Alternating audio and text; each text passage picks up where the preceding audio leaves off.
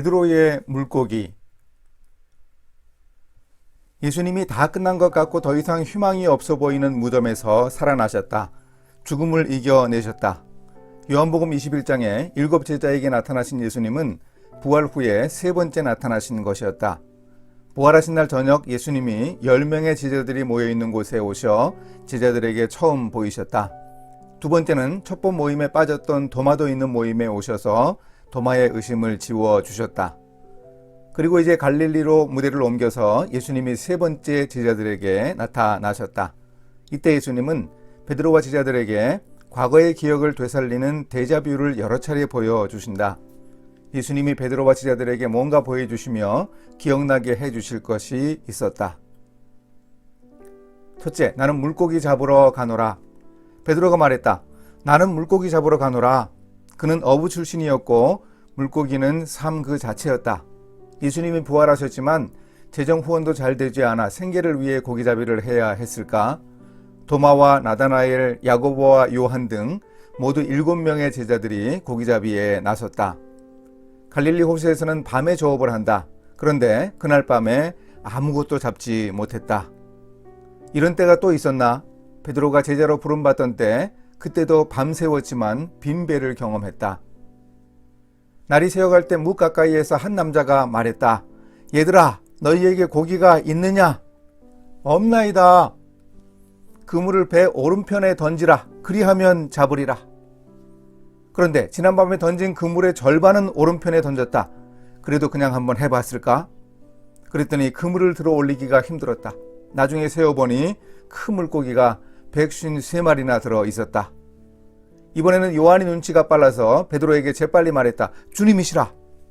베드로도 당연히 기시감을 느꼈다. 누가복음 5장에서도 주인공이 바로 자신이었다. 베드로는 겉옷을 벗고 조업하다가 겉옷을 입고는 바다로 뛰어들어 무트로 나와 예수님께 갔다. 육지에 올랐는데 예수님이 준비하신 숯불이 있었다. 그 위에 생선이 놓여 있었고 떡도 예수님이 준비하셨다. 그런데 숯불이 가장 필요한 사람은 겉옷이 젖은 베드로였다. 자연스럽게 불 곁으로 갔다. 이 숯불에 대해서도 베드로가 잘 안다. 대제사장의 집들에서 베드로는 불을 쬐고 있었다. 그 불빛에 비친 베드로를 보고 여종이 예수와 함께 있었다고 지적했고 베드로는 예수님을 부인했다. 예수님이 물고기를 뒤집으시니 숯불이 보였고 베드로에게 얼마 전 그날 새벽의 일이 떠올랐다. 예수님이 베드로를 염두에 두고 특별한 무대 장치를 만드셨다. 둘째, 지금 잡은 생선을 좀 가져오라. 예수님이 갈릴리 호수에서 제자들을 위해 조찬을 준비해 주신 일은 어떤 의미가 있을까? 밤새 일한 제자들을 섬겨주신 사랑의 표현이었다. 십자가에 달리시기 전날 밤 유월절 만찬에서 제자들의 발을 씻어주셨던 섬김과 다르지 않다. 예수님이 말씀하셨다. 지금 잡은 생선을 좀 가져오라. 새벽 일찍 준비하시느라 양이 좀 모자랐을까? 아니면 셰프 예수님은 신선도를 감안해 요리하시는가? 제자들을 위한 사랑과 섬김에 베드로의 물고기를 예수님이 이렇게 활용하셨다. 함께 만들어가는 섬김과 사랑의 식재료가 바로 물고기였다. 함께 음식을 먹는 행위에는 중요한 의미가 있다. 함께 식사하면 공동체가 된다. 섬김과 사랑을 위해 함께 음식을 준비하는 일 또한 중요하다. 이렇게 마련한 식탁에서 제자들은 부활하신 예수님을 만났다. 가장 일상적인 자리에서 우리도 부활하여 우리와 동행하시는 예수님을 만날 수 있다. 예수님 말씀을 따라 제자들이 잡은 물고기가 물리적으로 사랑과 섬김의 재료가 되었다. 이제 또 다른 변화가 기다리고 있다. 셋째, 사람을 취하리라. 내 양을 먹이라. 함께 준비한 사랑의 조찬을 마친 후 예수님은 베드로의 물고기에 대한 생각의 전환을 시도하신다. 예수님이 베드로에게 질문을 하셨는데 3번 하신다. 내가 나를 사랑하느냐? 내용은 같지만 조금씩 차이는 있다. 절대적 사랑으로 이 사람들보다 나를 더 사랑하느냐? 두 번째는 비교가 빠진 절대적 사랑이다. 세 번째는 상대적 사랑으로라도 사랑하느냐 질문하신다. 베드로의 대답은 일편단심 한결같았다. 제가 우정으로 상대적 사랑으로 주님을 사랑합니다. 예수님이 3번이나 물으시고 제자들과 비교하실 때도 베드로는 뜨끔했다. 베드로가 예수님을 3번 부인하고 또한 제자들과 비교하며 장담했다. 베드로의 배신을 들추어내기보다는 베드로의 사명을 깨우기 위해 예수님은 3번 질문하셨다. 내 양을 먹이라는 말씀도 3번 반복하셨다. 내 양을 먹이라는 예수님의 말씀은 어떤 뜻일까? 예수님은 나는 선한 목자라, 나는 내 양을 알고 양도 나를 안다고 말씀하셨다. 내 양은 예수님을 따르는 사람들, 즉 제자들을 포함해 예수님이 죽고 부활하셔서 구원하는 사람들을 가리킨다.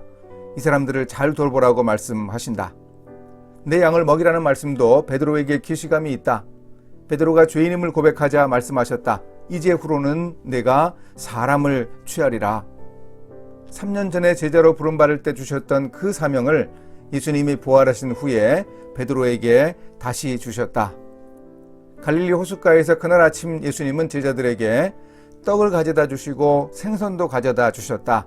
떡과 물고기도 무언가 떠오르게 한다. 예수님이 굶주린 사람들 5,000명을 먹이시고 4,000명을 먹이실 때의 식재료가 바로 보리떡과 물고기였다.